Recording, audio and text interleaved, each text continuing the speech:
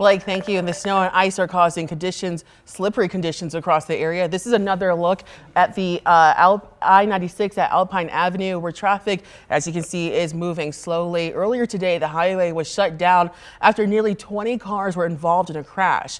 Jeremiah Brown spent the day in the 13 on your side weather chaser. He joins us live now in that chaser and got a look at that crash and current conditions. Jeremiah, how fast are people traveling right now? Well, Lauren, we're going about 40 miles per hour, staying on the safe side. People are going about the same speed, maybe a little faster, about 50, 55 miles per hour. But I'm going to show you what we're seeing right now, and the visibility is not great. The snow has picked up considerably from about an hour ago when we started driving out again. Still plenty of snowy and icy conditions out here, and we're on westbound I-96. We just passed Alpine Avenue, like you said. The area we're on eastbound 96. That 20-car pileup took place. Now today, first responders all across the area have been responding to these crashes, so we spoke to them today about what they want people to know as they're heading out on these roads.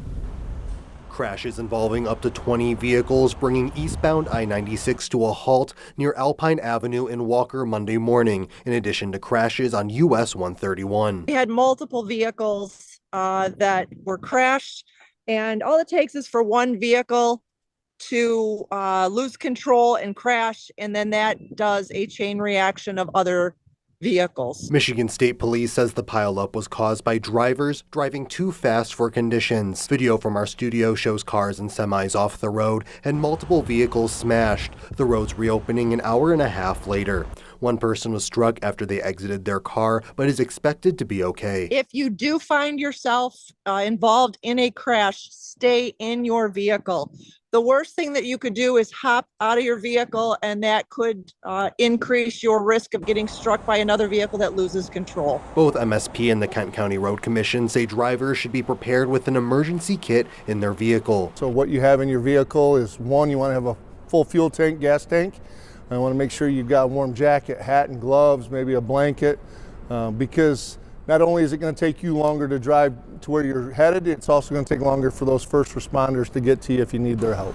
While the Kent County Road Commission says these temperatures bring more challenges for their crews, their trucks are out working to improve conditions. But when it gets this cold, our material that we traditionally use maybe out in storm events, that salt is way less effective.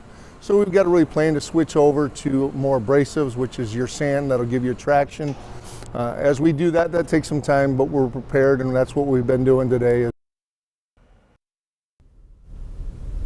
And here's another look for you. We're getting off I-96 onto Walker Avenue right now, and a lot of the local roads, as you're starting to see here, a lot more snow on these, so be careful out there. And Michigan State Police is again really stressing people to keep their headlights on during these near whiteout conditions, to have that emergency kit to make sure there's plenty of space in front of you, and of course if you do get into an accident or slide off the road, to stay in your vehicle and call 911. Right now, live in Kent County, I'm Jeremiah Brown, 13 on your side.